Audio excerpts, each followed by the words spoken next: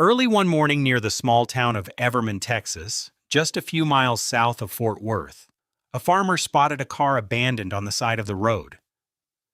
The trunk had been left ajar. When he opened it, he saw the dead bodies of two young boys. This tragic discovery marked the beginning of a series of crimes and trials that would span nearly 3 decades and ultimately transform Texas law. Years later, one of the most famous trials in the history of Texas would bring a defiant killer face to face with a team of small-town prosecutors. It would be the biggest case of their lives. If all that stood between this violent and dangerous man and society was their group of prosecutors and investigators, they carried a heavy responsibility to make sure they got it right. Almost 3 decades earlier, the Everman Sheriff's Department responded to the scene of a terrible crime. A local farmer had discovered the bodies of two young boys in the trunk of an abandoned car. The local sheriff was baffled by the execution-style murders. In this account, some of the names have been changed to protect the identity of the victims and their families. The farmer who discovered the bodies said he knew the youngsters. Both boys, Richard Kane and his cousin Matthew Reed, had grown up in Everman. Authorities learned that the last time their parents saw them was Saturday night, when they headed off to meet Richard's girlfriend, 17-year-old Laura Vance. Investigators feared she had been kidnapped or worse. News of the shooting spread quickly. That same morning, about 100 miles away in the small town of Rosebud, a distraught young man surrendered to the local sheriff. His name was Roy Dale Grayson, and he said he had to make a confession. Grayson told Rosebud Sheriff Harlan Paxton that all 3 youngsters had been kidnapped and tortured by a local bully named Kenneth Harlan. It was not the first time Sheriff Paxton had heard Harlan's name. He had previously locked him up for burglary, robbery, and assault when Harlan was only 17. Today, years later, Sheriff Harlan Paxton's son, Sheriff Lyle Paxton, is the retired sheriff of Falls County. A young deputy at the time, he remembers the day Roy Dale Grayson walked into his father's office. His father had spent his life in law enforcement and said that Kenneth Harlan was probably the most vicious, violent individual he had ever come into contact with. Grayson told the sheriff that he and Harlan had been cruising the small town of Everman when they saw 2 boys and a girl standing by a car near a baseball field. Harlan told Grayson that he wanted to find a girl he could rape and kill. And he warned Grayson that if he told anyone, he would kill him too. Grayson said that when they approached the baseball field, Harlan got out of the car with a gun in his hand and walked up to the 3 teens. Grayson waited by the car. He said he did not believe Harlan really planned to kill anyone. He thought he was just fooling around, trying to scare them a bit. But it was clear to the frightened teens that Harlan was not kidding. He held them at gunpoint and took their wallets. As Grayson watched, Harlan ordered the 3 youngsters into the trunk of their car. When Harlan told Grayson he would have to kill the teens because they'd gotten a good look at his face, Grayson still thought he was joking. He went along with what he believed was a twisted game. Harlan drove the car with the 3 teens locked in the trunk, while Roy Dale Grayson followed in Harlan's car. They did not stop until they reached a secluded area on the far side of town. Finally, on a dark back road, Harlan pulled over. He opened the trunk, told the 2 boys to lie still, and ordered Laura out of the car. Grayson said Harlan told him to put Laura in the trunk of Harlan's car. Both boys were then shot repeatedly in the face. Sheriff Paxton later said he could not visualize any individual, especially someone only 21 years old, being so hardcore and violent with no sign of a conscience, that he would repeatedly shoot 2 young boys in the head. Grayson said Harlan told him to erase their tire tracks, while Harlan wiped the car clean of fingerprints. Then Harlan got into his own car with Roy Dale Grayson and the girl still in the trunk. They drove on down the gravel road into Johnson County. At that point, Harlan stopped the vehicle and raped the girl. Grayson raped her as well. Harlan raped her again and then choked her to death on the gravel road while Grayson held her ankles. According to Grayson, they threw the body over a fence and covered it with brush. Sheriff Paxton launched a massive search to find Laura Vance's body. Roy Dale Grayson tried to help, but the area was unfamiliar to him and he could not remember where they had left her. At the same time, a manhunt was launched to find Kenneth Harlan Investigators had information that Harlan would be out on a date that night with a girl from a nearby town. They waited at the girl's house, hoping he would arrive. When Harlan saw the lawman, he tried to back up, but the sheriffs opened fire, shooting out his tires and radiator and crippling the car. Harlan was taken into custody unharmed. It took days of searching before Laura Vance's body was found and her family could finally lay her to rest. Kenneth Harlan and Roy Dale Grayson went to trial. The first case tried was for the murder of Matthew Reed. The prosecutors were confident they could secure a capital conviction. They had a body, evidence linking Harlan to the victim, and an eyewitness. Former prosecutor Reed Lawson recalls that Roy Dale Grayson's cooperation alone would not be enough to convict Harlan of the murder. Under Texas law at the time, an accomplice witness needed to be corroborated with evidence that tended to show he was telling the truth or tended to connect the person he accused to the crime. Key pieces of evidence enabled the prosecutors to corroborate Grayson's testimony. 2 wallets belonging to the victims were found in a field, and Kenneth Harlan's burned and bloody shirt was found buried on property belonging to his older brother. In return for his testimony, the prosecutors agreed not to pursue the death penalty against Roy Dale Grayson, but Harlan would receive no plea bargain, and he did not want one. He denied any part in the crime. His biggest supporter was his mother, Addie Harlan, who had a long history of denying her son's troubles.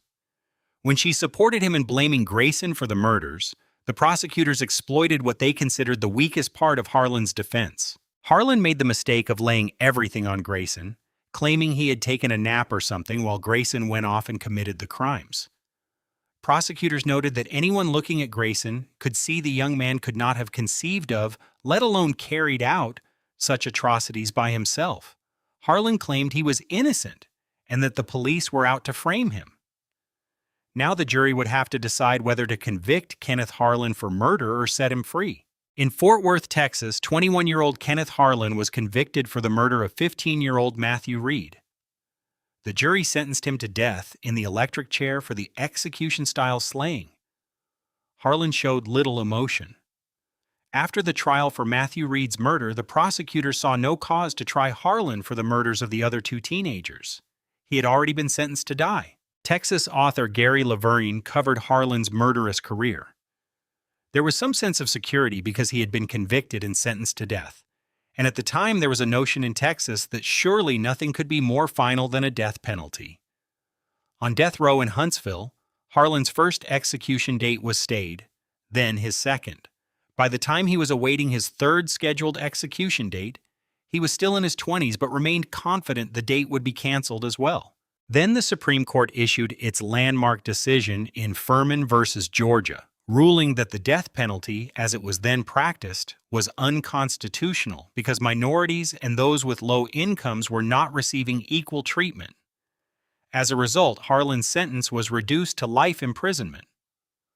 Under Texas law at the time, that meant this triple murderer would eventually have the right to apply for parole. Years later, Harlan came up for parole. At the time, 3 parole board members would hear an inmate's case, and it took 2 votes to grant release. Harlan's good behavior in prison convinced 1 member, but the other 2 voted it down. By the late 1980s, Texas prisons were dangerously overcrowded. With little money being spent to build new facilities, the parole review system came under pressure. Political leaders responded by instructing the Board of Pardons and Parole to release thousands of people every month. More and more violent criminals were being paroled under a perfectly legal process. By the time Harlan came up for parole again, his application was just 1 file stacked on top of a mountain of others. After numerous denials, Kenneth Harlan, incredibly, received his letter of release. It did not take long for word to reach the sheriff's office in his hometown. Sheriff Harlan Paxton, who had arrested him years earlier for the shooting of the 3 teenagers, had retired, and his son Lyle was now the new sheriff of Falls County. When Sheriff Lyle Paxton first learned that Kenneth Harlan had been released from prison, the first thing he did was call Deputy U.S. Marshal Parnell Vance in Waco. Parnell and his brother Mike, both marshals, had been friends with the Paxtons since they were boys.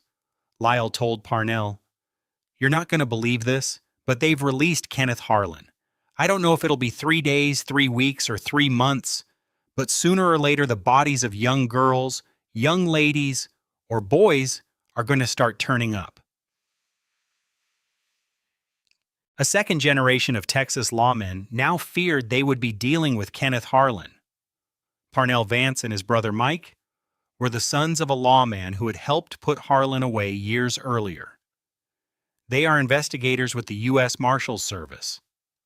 Parnell later recalled sitting in total disbelief that anyone in their right mind would have ever paroled a serial killer who had brutally murdered 3 young people. Shortly after his release, Kenneth Harlan was escorted out of prison.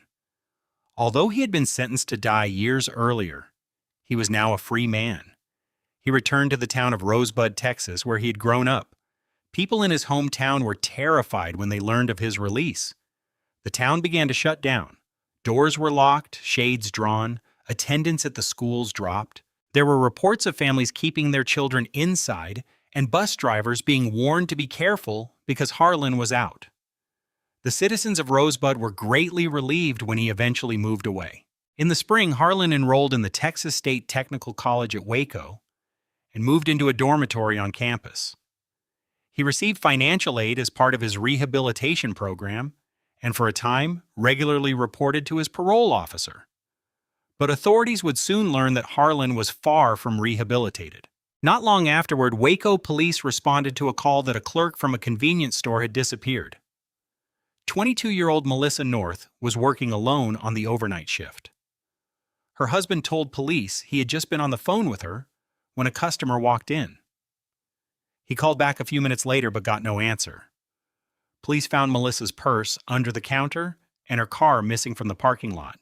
Waco police did a routine check of cars at a nearby motel and found one the manager confirmed did not belong to a guest. Investigators found a wallet in the car containing a social security card and driver's license belonging to Kenneth Harlan. They looked for him at the college, but no one had seen him for several weeks. Students said he was a heavy drug user and that prostitutes visited his dorm room. Waco police could not locate Harlan, but investigators were soon called back to the college. A student had found a naked, decomposed body in a shallow grave in a wooded area behind Harlan's dormitory. This would not be the body of Melissa North. It was yet another victim. With Harlan on the loose, local investigators had to act fast. They feared that after years in prison, Kenneth Harlan was once again on a killing spree. A woman's body was found buried in a shallow grave behind the college. This victim turned out to be Valencia Jordan. According to a student witness, she had last been seen on campus looking for Kenneth Harlan. Weeks earlier, Harlan's car had been found abandoned near the convenience store where Melissa North was last seen. In both cases, the investigation had produced only circumstantial evidence. With Harlan on the run, local investigators sought the help of U.S. Attorney Reed Harlan. Their concern was who he might be killing next. They felt strongly that he was on a spree.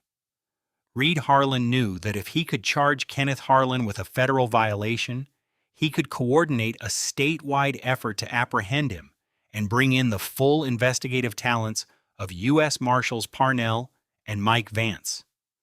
He wanted to find a way for the Vance brothers to get involved. He had seen them on many manhunts and knew how good they were. It was Harlan's well-known drug use that opened the door. Federal investigators found a young man who said Harlan had given him LSD. This was enough to obtain a federal drug warrant, and a task force was formed.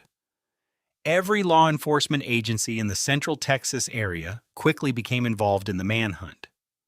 The Vance brothers began interviewing anyone who had ever associated with Harlan. When they tracked down a man named Hank Worley to a motel in Temple, they knew they were onto something. Worley said he did not know anything about the Melissa North abduction or the Valencia Jordan killing. He did not respond like a normal person would during the interviews. When the marshals explained what Harlan had done years earlier, Worley seemed oblivious. It did not seem to register with him or bother him in the least. When they left the motel, everyone in the car agreed that something was wrong with Worley. Over a period of weeks, the marshals returned to the motel to talk to Worley, trying to break him down. Eventually, he agreed to come into the Bell County Sheriff's Department and give a complete statement. He claimed he knew nothing about North or Jordan, but said he had information about a missing persons case, then under investigation by Austin police. Hank Worley told them that on a particular night he and Harlan had been in Austin and passed by a car wash. Harlan pulled into one of the bays and told Worley to stay with the car. According to Worley, Harlan went to the next bay where a young woman was washing her car. Worley said Harlan returned, holding her by the throat. He claimed Harlan raped and killed her, but insisted he himself had not participated in the murder. In the abandoned car, Austin police found a person identification belonging to the victim, Colleen Vance. A surveillance photo at a nearby ATM helped narrow the time of her disappearance. Worley claimed he could not remember where Harlan had disposed of her body. Now investigators finally had an eyewitness, the same kind of weak, suggestible accomplice who had helped convict Harlan decades earlier, but they still had to find him. Over a dozen state and federal agencies participated in the hunt. When there seemed to be no trace of Harlan in Texas, the search went nationwide. All the major networks and news organizations ran stories on the fugitive. A hotline was set up. They received a tip that a man who drove a trash truck in Kansas City thought Harlan might be there with him. The tipster said another driver going by the name of Richard Fowler looked like Harlan. Luckily, this Mr. Fowler had previously been arrested for soliciting in Kansas City, and police had a sole index fingerprint on file. That fingerprint belonged to Kenneth Harlan. One afternoon, Harlan, now using the name Richard Fowler, was driving his garbage truck to the Kansas City dump. Police posing as truck inspectors waved him down for what he thought was a routine check. Harlan came out of his truck with his logbook and was too surprised to run when they handcuffed him. He was flown back to Texas under heavy guard. The burden now fell on the prosecutors to make sure Harlan never again walked the streets of Central Texas. The body of Melissa North, the convenience store clerk, had recently been found in an abandoned quarry in Dallas County. Her car was stuck in the woods nearby. The body of Colleen Vance, abducted from the car wash, was still missing. Prosecutors had an eyewitness, but without a body, murder would be difficult to prove. For the homicide of Valencia Jordan, there was no eyewitness and no physical evidence pointing to Harlan. Of the three cases, elected prosecutor Harlan Crow of McLennan County decided to first try Harlan for the murder of Melissa North. The strategy was to tie him as many times as possible to the victim, to the scene of the crime, to the scene where the body was found, to the motive, and to anything else that could reinforce those connections. They hoped to build a case strong enough that the jury would find beyond a reasonable doubt that he was responsible. First Assistant Crawford Hale, a forensic expert, would present what little physical evidence they had and concentrate on proving Harlan's pattern of behavior. In a circumstantial case, the jury would not hear someone say they saw the defendant commit the crime. Instead, they would hear small bits and pieces of evidence that, taken together, pointed to the defendant as the killer. First Assistant Blaine Freeman would bring Harlan's associates to the stand to testify about his movements on the day of the murder and the violent nature of his behavior. Although a person's character is generally not admissible to prove conduct, Texas law allows it to be used to prove motive and identity. The case was built like a house of cards around a man who knew how to cover his tracks. Even his friend said he understood that a single hair could send him to prison. He took great care wiping off fingerprints, but no crime scene can be left perfectly clean. Foreign hairs were found in Melissa North's abandoned car. Although DNA tests were ordered, a portion of the testing became contaminated and prosecutors could not present the DNA evidence in court. The small-town prosecutors would have to prove to the Houston jury that it was Harlan and only Harlan who killed Melissa North. Without an eyewitness and no conclusive forensic evidence, his attorneys could make a convincing argument that their client was innocent.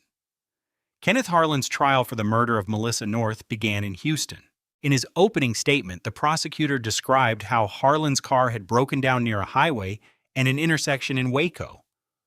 Harlan had spent the day trying to raise money to buy crack cocaine and, as he had said to a friend, to get a woman. Just before 4 in the morning, the prosecutor told the jury, Harlan left the car in the parking lot of a motel. There were no eyewitnesses at that point, but the prosecution laid out the scenario that Harlan walked to the nearby convenience store. He had worked briefly at a different location of the same chain and knew how it operated. He knew there were no security cameras, that the night clerk was alone, and that there was cash in the register. He left no evidence, not a single fingerprint. The prosecutor told the jury that Melissa North's car was found near Dallas a few days after she disappeared. A short while later, her body was found floating in a gravel pit by fishermen. Her hands and feet had been tied with shoestrings. There were no fingerprints, no confessions, and nothing personal left at the scene except a few hairs.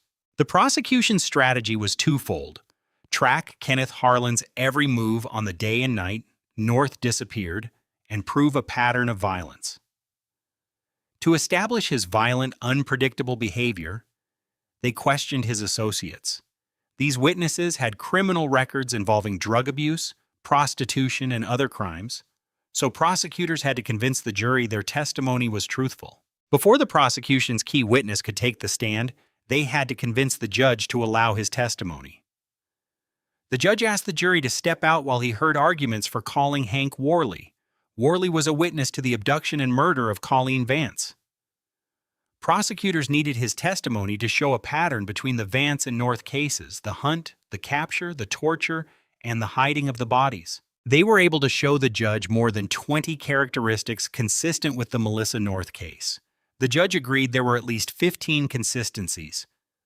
Both victims were young white females, short and slight, their purses left behind, and both crimes occurred along the same interstate corridor. Although the Colleen Vance case had not yet gone to trial, the judge ruled that Hank Worley could tell the court what he had seen. According to Texas law, a witness could provide testimony to show the modus operandi of the accused. Worley said Harlan liked to talk about snatching women and that he saw him do it to Colleen Vance at the Austin car wash. Harlan got out of the car, walked around the wall, grabbed the girl by the throat, and brought her back. He said Harlan intended to use her up or get rid of her. Worley said Harlan tied her feet and hands with shoelaces, just like the shoelaces found on Melissa North's body. Having failed to keep Worley's damaging testimony from the jury, the defense attacked his credibility, calling him a liar and a rapist. The defense's assault on Worley was a blow to the prosecution. There was still another weakness. No eyewitness placed Harlan at the gravel pits where Melissa North's body was found. But then, a surprise witness came forward. A young woman who lived very near the gravel pits. Sherry Harlan testified that roughly a day and a half after Melissa North was abducted, a dirty and disheveled Kenneth Harlan came to her door late at night asking for food. He said he and his old lady had just gotten into an argument. She gave him a bowl of beans, and he went on his way. She had placed him within 2 miles of where North's body was found. Stunned by Sherry Harlan's testimony, Kenneth Harlan demanded to tell his side of the story. Though his lawyers argued against it, he was confident he could convince the jury of his innocence. His attorney was so upset he asked the judge to be removed from the case. But the request was denied. Even the judge took Harlan into chambers and told him he was making a bad move. Harlan took the stand anyway, believing that once he told his story, the jury would see he was an innocent man. He denied abducting and murdering Melissa North. He recounted a long and winding journey on the day of the murder, claiming his car trouble was just a coincidence and that he had spent the early morning pushing his car to the motel. He said he went back to the dorm and went to sleep, then left the next day because he was afraid of trouble from his parole officer over his drug use. When the prosecutor cross-examined him, Harlan admitted for the first time that he had been at the convenience store. He seemed to entangle himself in his own story and inadvertently revealed more than he intended. The defense attorney told the jury that the case had little to do with law or evidence, and everything to do with fear, hatred, and a willingness to despise the defendant. In closing, the prosecutors argued that the pattern was clear and that the evidence showed the defendant was every person's nightmare, a monster who came out of the dark and snatched innocent people. The jury was out for just over 3 hours. Kenneth Harlan showed no emotion whatsoever except anger. He fit the definition most people would have of a true sociopath. One of the prosecutors from the earlier trial had described his eyes as dead eyes, black, like a shark's. For the kidnapping and murder of Melissa North, Harlan received the death sentence. Confident they could win again, the prosecutors indicted him for the murder of Colleen Vance. Once more, the verdict was guilty, and the sentence, death.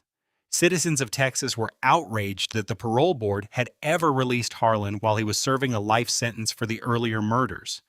Their anger inspired voters to fund a massive building program for new prisons. The governor at the time was able to spearhead reforms that became known as the Harlan Laws, including a new definition of life in prison as 45 years behind bars before parole eligibility. U.S. Attorney Reed Harlan moved on to other cases but kept an eye on unfinished business. The bodies of Colleen Vance and 2 other victims had not been found. With Harlan's execution date approaching, officials made a final push. Harlan had admitted to a regular visitor that he had killed 2 other women in addition to Colleen Vance and Melissa North. He told the visitor where he had buried their bodies, but refused to talk about Colleen Vance. He said they would not need him anymore. Prison officials promised he would be treated no differently whether he talked or not. Harlan finally revealed a remote location by the Brazos River. Even after following his directions, investigators had no luck. In a last-minute decision, prison officials brought Harlan, chained and shackled, to the site. Once there, he told investigators where to look for Colleen Vance's grave. Her remains were finally recovered. Kenneth Harlan's appeals finally ran out. He was administered a lethal injection. His last words were, "Release me." To the very end, he considered himself the victim, the object of oppression. Kenneth Harlan had murdered and disposed of his victims with deadly precision and chilling premeditation. When investigators found the shallow grave of Valencia Jordan, they also found a second grave nearby, but it was empty. Fortunately, Harlan was arrested before he could claim another victim. The case of Kenneth Harlan stands as a dark chapter in Texas history, one that exposed dangerous flaws in the parole system and led to lasting reforms. It also stands as a testament to the persistence of law enforcement officers across 2 generations and the courage of witnesses who finally broke their silence.